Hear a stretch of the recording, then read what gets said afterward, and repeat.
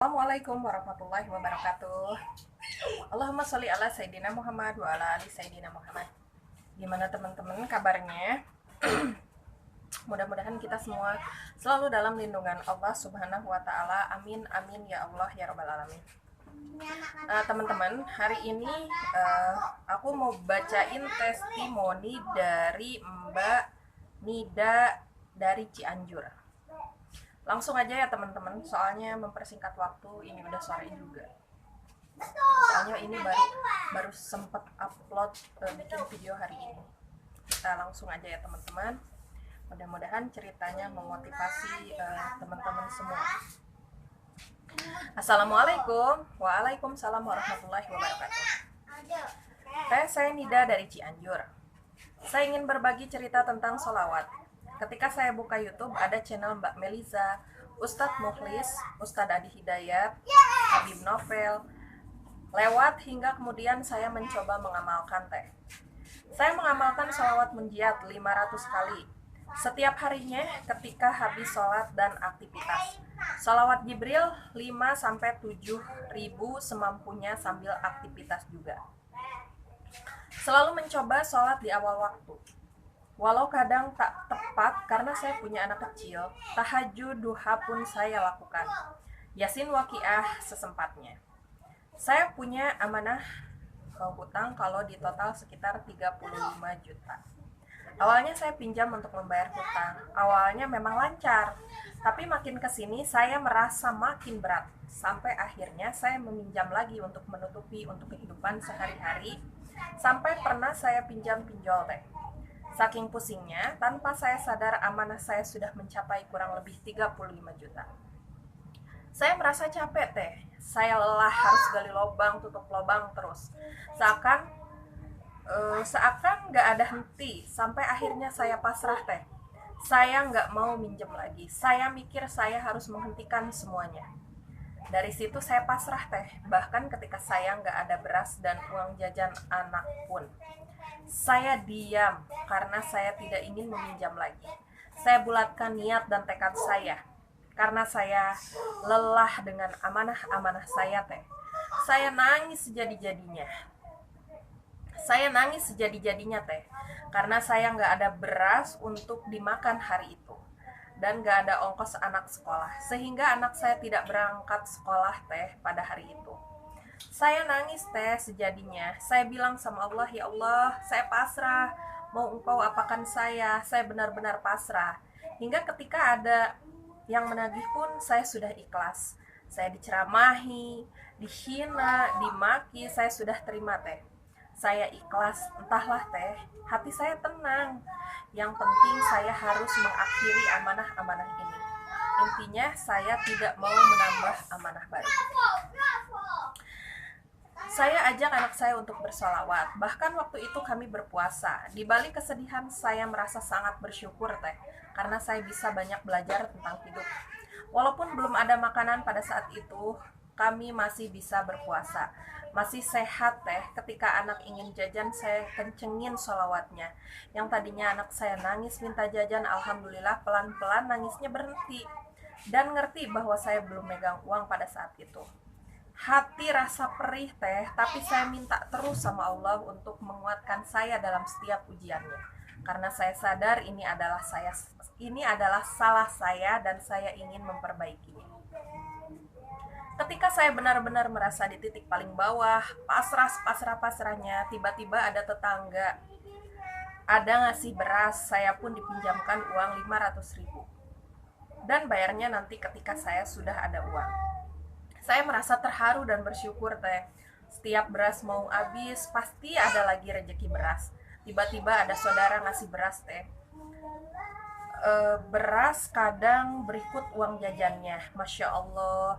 Ternyata ketika kita berniat dan bersungguh-sungguh untuk membayar hutang, ternyata Allah permudah.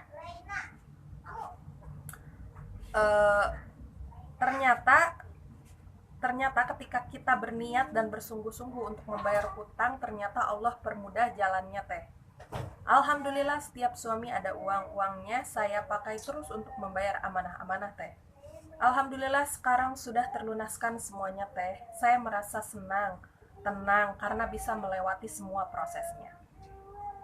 Jadi intinya harus kita niatkan dan bersungguh-sungguh, maka pasti Allah permudah jalannya. Dan ketika belum dapat pertolongannya, kita harus sabar menunggu.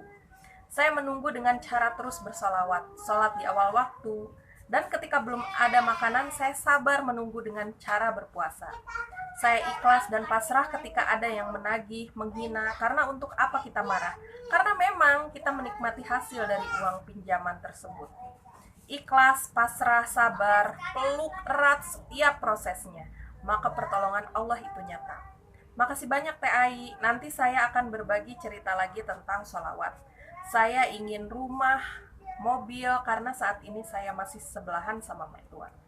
Sekian dulu cerita dari saya, semoga memotivasi.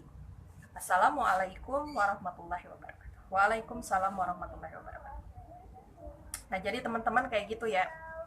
Jadi si Mbak siapa tadi ya, Mbak Rida,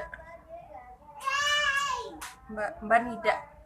Jadi si Mbak Nida ini cerita di luar ini, cerita tadi. Jadi dia ini pasrah sepasrah-pasrahnya. Dan ketika memang benar-benar nggak ada uang sama sekali, dia capek katanya kalau harus minjem lagi, bayar, gali lubang, tutup lubang. Dia capek kalau harus selalu terus kayak gitu. Sampai akhirnya dia niatkan, dia tekadkan, tekadnya dia bulatkan bahwa saya harus mengakhiri ini semua. Dan ketika anaknya benar-benar mau sekolah, karena waktu itu memang belum ada uang, dia capek kalau harus minjem lagi, sampai akhirnya nggak sekolah, nggak berangkat sekolah. Saking inginnya dia melunasi hutang-hutangnya, dan saking dia tidak mau berhutang lagi. Untuk saat ini nggak apa-apa, nggak ada ongkos, nggak usah sekolah.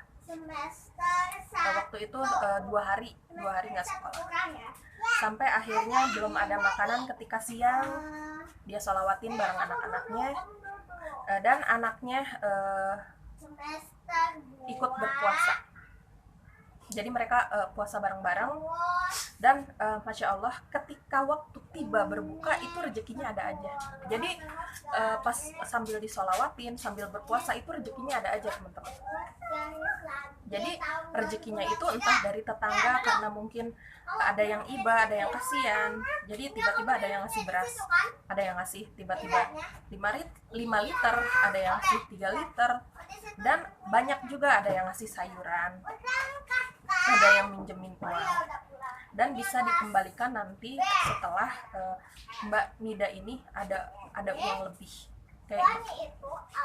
Nah, jadi teman-teman yang lagi punya masalah sebesar apapun, sesulit apapun, yang punya masalah amanah, disolawatin kayak Mbak Nida ini. Jadi dalam waktu cerita di luar ini teman-teman, jadi Mbak Nida ini dalam waktu 1 tahun amanahnya yang sebesar 35 juta itu alhamdulillah terlunaskan teman-teman. Jadi dalam waktu 1 tahun itu terus menerus beliau seperti itu.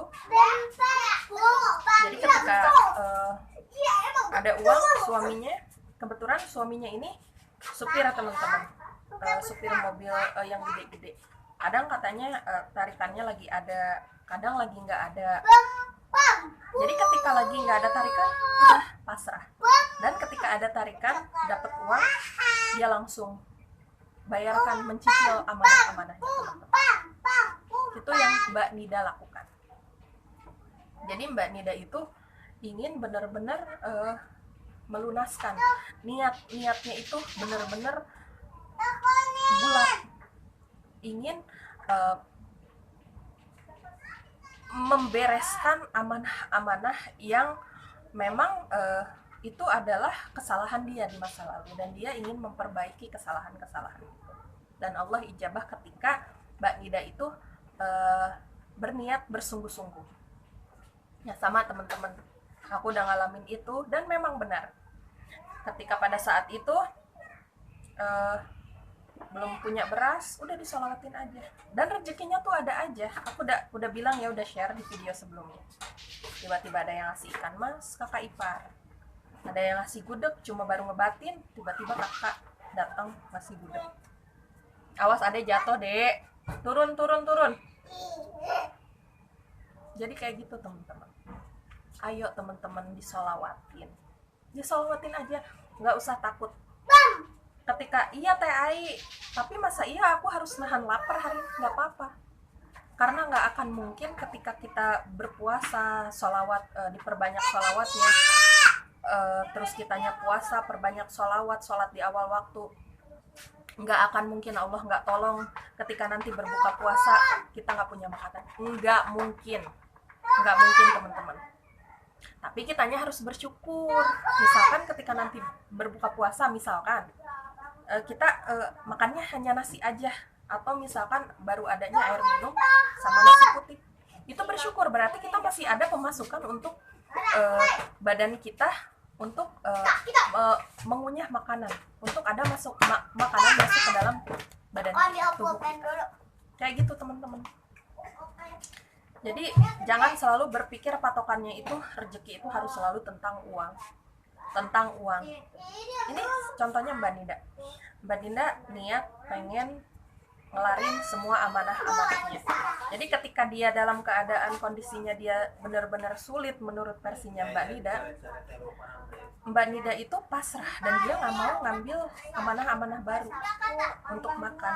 Dan ternyata Allah tolong lewat tetangganya, lewat saudaranya didatangkan, dikasih beras, dikasih uang jajan, bahkan tetangganya ada yang minjemin uang. Dan itu berlangsung terus. Jadi ketika Mbak Nida berasnya udah mau habis, ada lagi yang nolong.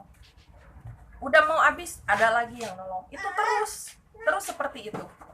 Dan ketika memang hari itu misalkan belum ada beras, Mbak Nida sabar karena Mbak Nida nggak mau nambah amanah baru. Mbak Nida sabar dengan cara apa? Dengan cara berpuasa. Sholawatnya nggak putus, sholat di awal waktu. Kayak gitu teman-teman.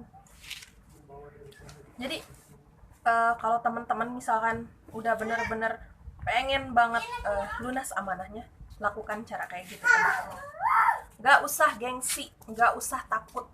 Ketika Mbak Nida aja diomelin karena punya amanah, Mbak Nida ada yang ngomelin sampai didatengin, dihina, dicaci, Mbak Nida pasrah, Mbak Nida ikhlas karena memang ketika waktu dia berhutang pun dia menikmati hasil dari hutang pinjamnya itu. Dan Mbak Nida menerima ketika Mbak Nida harus diomelin karena belum bisa membayar. Mbak Nida terima dengan ikhlas, dengan lapang dada. Kayak gitu teman-teman. Dan insya Allah ketika kita melakukan semuanya itu, insya Allah sedikit-sedikit amanahnya akan terlunaskan. Dan ketika kita sudah terlunaskan amanah, Mbak Nida dapat pelajaran dari waktu Mbak Nida menahan lapar. Mbak Nida dapat pelajarannya apa? Oh iya, kemarin aku bisa menahan lapar dengan cara berpuasa. Dia ngalamin juga seperti yang aku alamin, teman-teman. Gak ada sabun untuk mandi. Dan memang alhamdulillah masih ada air untuk mandi. Dibanding ada sabun tapi gak ada air. Jadi kayak gitu teman-teman. Ini hal-hal kecil yang mungkin sebagian orang menyepelekan, tapi berdampak besar teman-teman. Dan ketika kita bisa melewati ujian-ujian itu, insya Allah ketika kita punya uang, kita akan lebih peduli. Dan kita akan lebih memilah-milih hal-hal apa saja yang lebih bermanfaat untuk kita lakukan. Dan oh iya, Mbak Nida ingat ketika waktu itu Mbak Nida suaminya punya uang, dia misalkan beli beras 1 karung, dia bagi-bagikan sama orang-orang kayak lansia, janda. Maaf ya teman-teman. Jadi dia bagikan teman-teman.